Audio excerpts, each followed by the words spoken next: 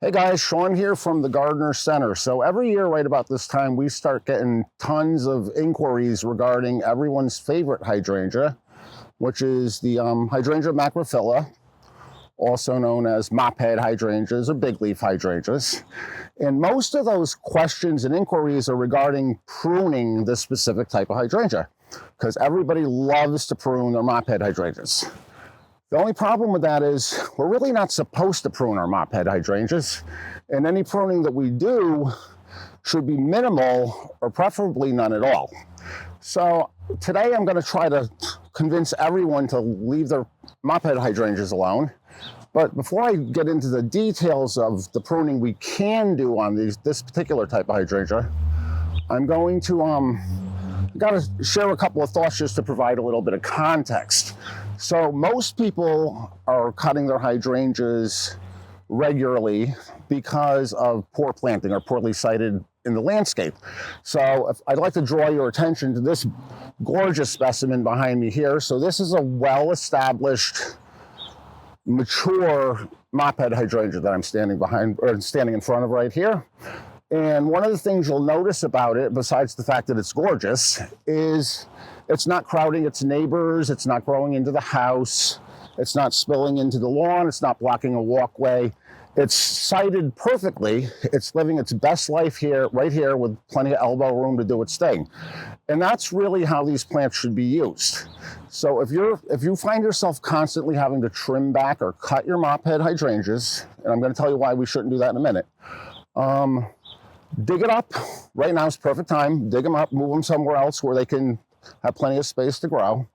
And there's plenty of mophead hydrangeas available now that will grow half the height of this and half the width of this. So you can find the right one for the right spot.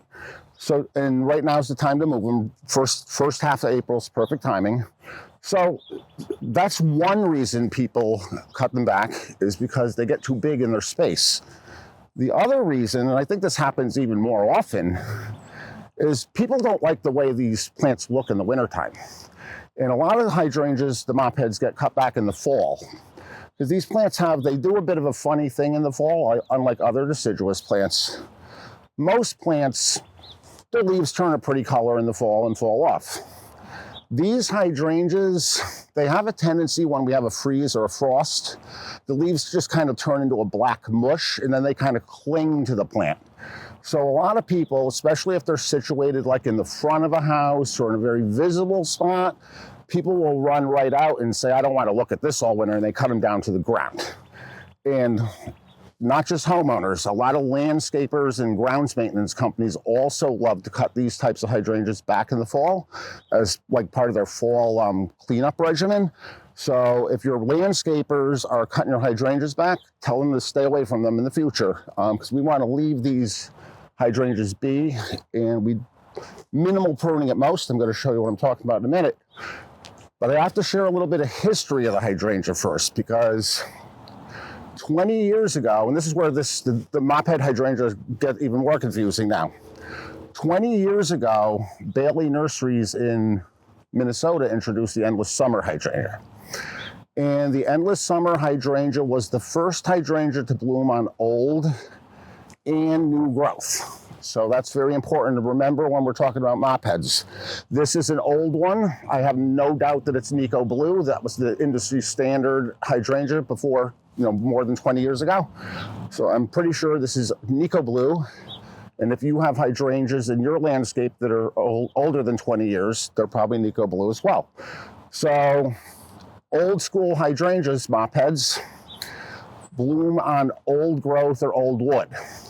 So that means your current year's flowers are going to bloom on the previous season's growth.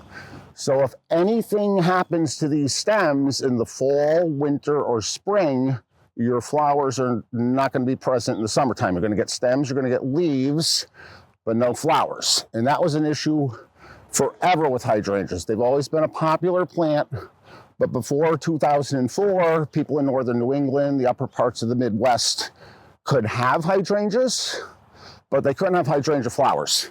The roots of the hydrangea, Macrophylla, perfectly hardy below zero. The top growth, the stems, only hardied about 5 or 10 degrees above zero. So if these are pruned back in the fall, if they're destroyed by cold temperatures in the winter, no flowers. Bailey Nurseries changed the hydrangea world in 2004 when they introduced the endless summer hydrangea. And if you were a young plant geek like myself back in 2004, that was like an earth-changing moment in ornamental horticulture, because now a whole bunch of the United States that couldn't grow hydrangeas could grow hydrangeas, and Bailey Nurseries introduced that plant. And Endless Summer, probably one of the best named plants of all time. Endless Summer hydrangea started it all. But it also started some trouble and some confusion, because the Endless Summer hydrangea, and there's lots of other reblooming types that have come since then. It's not the only one. Proven Winners has a whole bunch of good ones.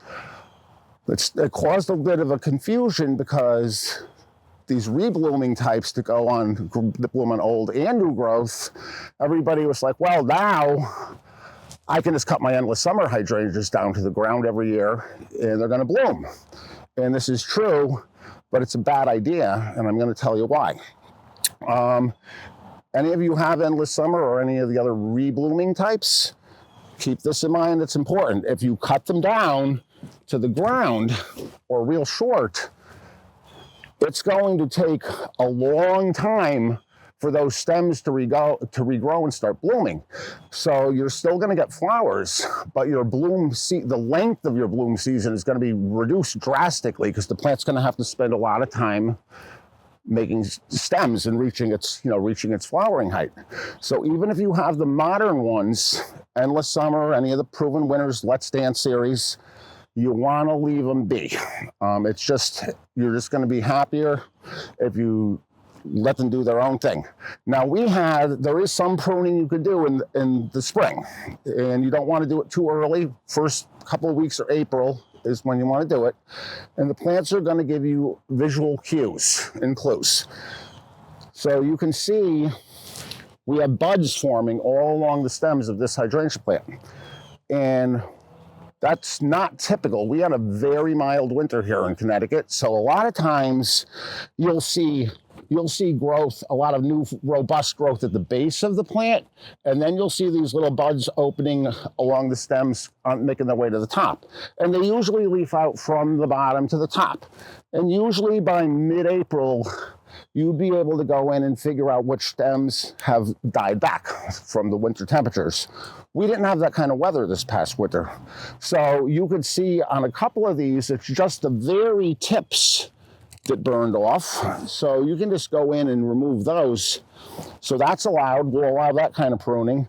And the other pruning you can do, they always make new stems from below ground every year. That's going to happen. So if you ever want to go in and remove the oldest stems or thin out stems to make the plant a little more open, we can do that as well. But we don't want to cut these back to ground level. We don't want to trim them back to reduce their size. Like I said, if that's your battle you're fighting, move the one that's getting too big and replace it with a smaller growing cultivar. There's plenty of them. So we want to stay away from these guys as best we can with our pruners. If you do want to get out and play with your hydrangeas in the garden, and this is another question we get a lot of. So maybe your hydrangeas weren't as blue as you wanted them to be last year. There's two ways to make them bluer, but you don't want to wait until June to do that, because the products we're going to talk about take too long to work.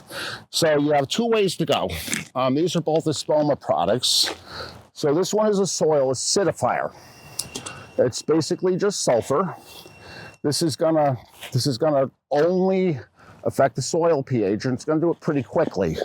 So the more acidic your soil is, the bluer or more purple shades you're going to have. So soil acidifier is an option. Start using it now. Apply it once or twice between now and the bloom time at the end of June. I prefer to go this way, and you may have hollytone at home already, because this is what we use on azaleas, rhododendrons, things of that nature, any of your evergreens that you may have.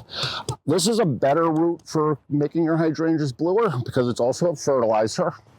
It also contains soil biology, which we always want to be adding to the soil. And it's something you can use every 4 to 6 weeks from right now until bloom time. And this is going to make your hydrangeas bluer and feed them at the same time. I would caution you, a very popular soil acidifier is aluminum sulfate.